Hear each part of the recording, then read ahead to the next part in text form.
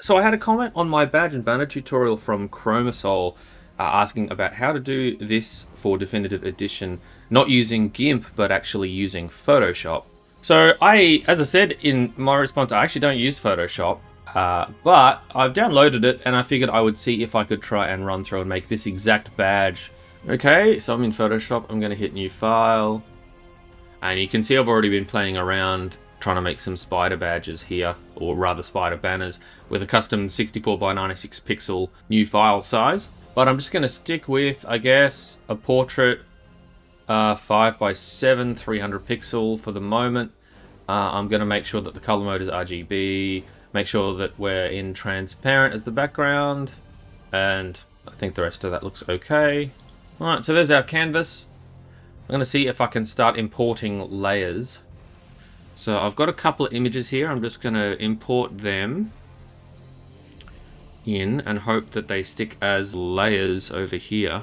Alright, so I've made a couple of layers and I've just dragged and dropped my two images in here. Now, obviously, I don't want all of this, this layer here, I don't want all of it. I just want that lightning bolt. That's all I want, really. So we're going to have to work out how to mask that and then rotate it. I'm also going to have to learn how to make this bigger. So I'm just holding the letter V on the keyboard, and I'm going to see if I can make this a better size. And then I'm also holding V if I want to move it. I guess that looks, you know, about right. So we'll leave that there-ish, I think. Okay, so that's the skull more or less done. These orc icons are going to be interesting. I'm going to have to see if I can make these a lot bigger so that I can see that. Whoop. Let's see if that'll make that lightning bolt a bit more usable size. Yeah, probably. Okay, so I've right-clicked on this and done lasso tool for the moment. I'm going to see if I can select this lightning bolt here. Smart object.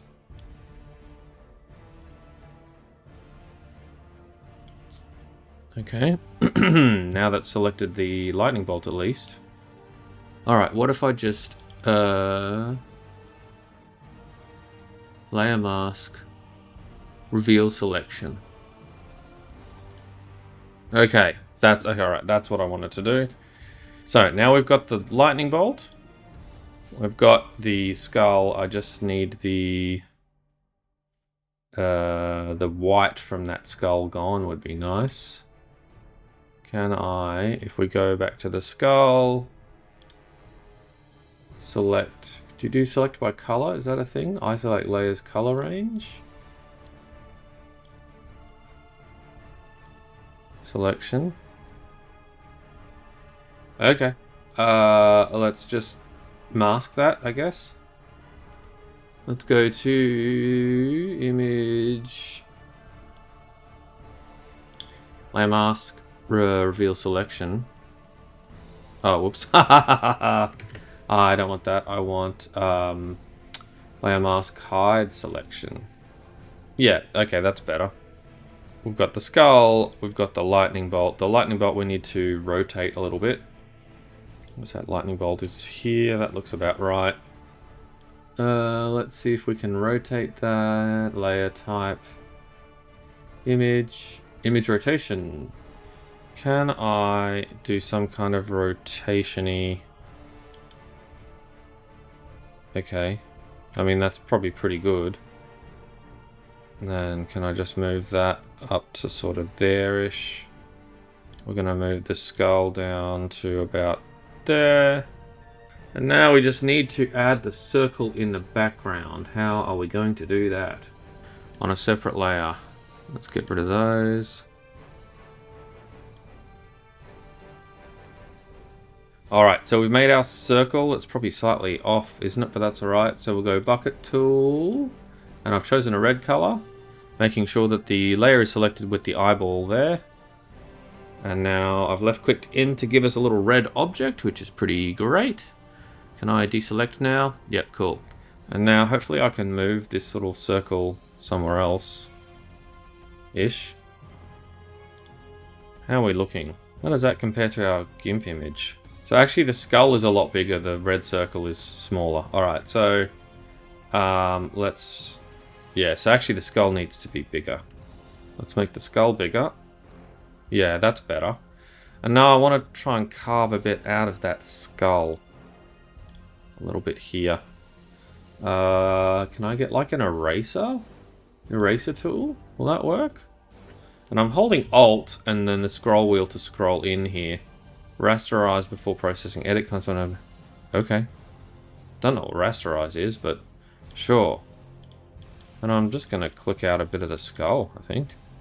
Where's the lightning bolt hit? Oh, about there. Okay. Think the lightning bolt could probably hold V and just move. Yeah, that's probably a bit better. Okay. That's pretty good. Now I just want to color this lightning bolt yellow if I can. Don't know how we do that in Photoshop, but I'm going to give it a red hot go. See if we can select the lightning bolt and color it that way. So let's get rid of these things. And can I use the smart objects to select the... Oh, no. Okay, deselect. I just want to select this thing. Alright, I mean, who cares? If I color the other stuff anyway and it's masked, it shouldn't matter. I guess brush. And I'm gonna see if I can scroll in. We have it selected. It's not gonna let me want it, so I'll have to rasterize it, whatever that means.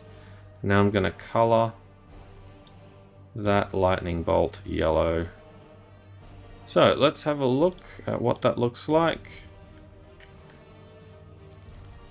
Yeah, apart from the awful white background on the thing, it doesn't look too bad actually. Yeah, I'm overall happy with that. Now, we've got the image. The other thing we have to do is make the alpha channel, because we haven't actually got an alpha channel here, I don't think. So I'm going to go to channels and add a layer, which is that it automatically is targeted as an alpha layer. A brush tool with white. Just going to make a little white area to determine what's actually being seen. As I said, my skills in Photoshop are non-existent, so I'm just making this up as I go, really.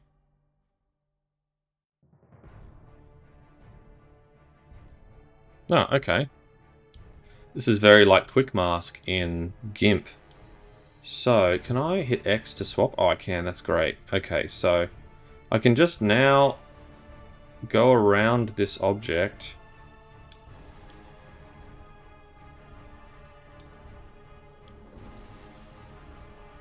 Alright, that's pretty quick and dirty. If I've overall got the image, I just need to now make it the correct size. Let's do image size. No, 64 by 96. That's what I want. And then I'll just check that this is correct. Yep. Alright, we'll give that a go. Alright, now I'm going to zoom in and have a look at it. Looks about right to me. I'd say that's pretty reasonable as a banner. So I'm pretty happy, actually. That looks pretty similar to my GIMP offering, I think. Yeah. Alright, so now I've got that. I've got to try and export it into a target file. So I'm going to make sure that my image mode is still in RGB. I've left it at 8 bits per channel.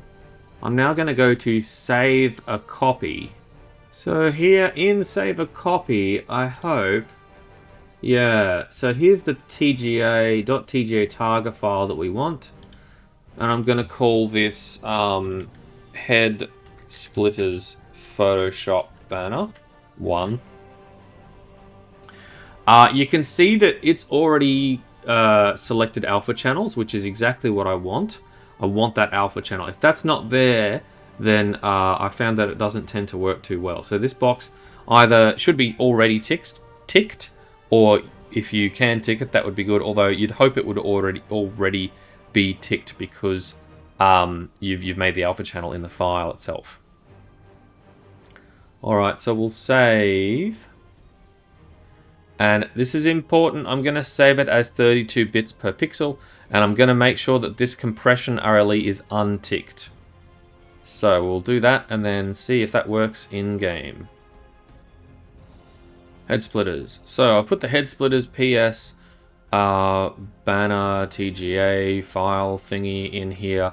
I'm going to use Soulstorm at the moment because the Definitive Edition is having an issue where in the Army Painter the custom badges and banners that you make turn out to be pink. So I'll have to look at it in Soulstorm to see if it's working. And if it's working in Soulstorm, it'll work in Definitive Edition as well. So it should be in banners. Here it is. Alright, cool. So that is showing up and the alpha is working because I can change my primary color and have it show up nicely there. Make them orange. Make that gray a bit maybe. So there we go. So yeah, the alpha is key, I think, to get that right. And I'm going to jump into a skirmish match just to see that the banners show up in game as well. Alright guys, pull up a banner for me. Yep, there you go. The banner is going up there nicely. So you can do it in Photoshop. I think I prefer GIMP, honestly. The alpha channel stuff in Photoshop is a pain in the ass.